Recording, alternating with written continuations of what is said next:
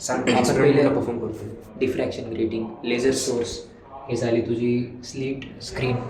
आपण इथं स्लीट ठेवतो, आपण नंतर ग्रेटिंग ठेवतो. ग्रेटिंगचा आपण पहिली व्हॅल्यू काढून घेतली A+B, ती इथं पुट करून दिली, म्हणजे A+Bची व्हॅल्यू काढली. नंतर distance between slit and screen capital D काढला.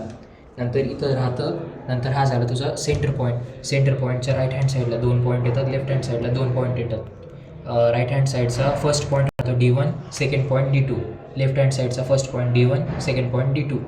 हे झाल्यावर आपल्याला फक्त सेंटर पॉईंटपासून D1, D2 मेजर करायचे. सेंटर पॉईंटपासून एकदा D1 राईट हँड साईडचा, सेंटर पॉईंटपासून एकदा D2 राईट हँड साईडचा.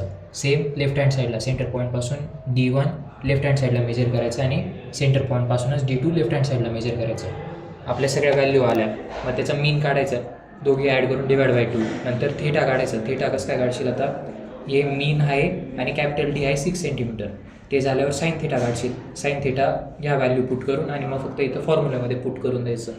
आता इथं एनच्या व्हॅल्यू कसे आहे, D1 असेल तर n=1, D2 असेल तर n=2, म्हणजे पॉईंट ऑफ लोकल मॅक्झिमा ते झालं. आणि मग तर वेवलेंथ काढायची फक्त, झालं.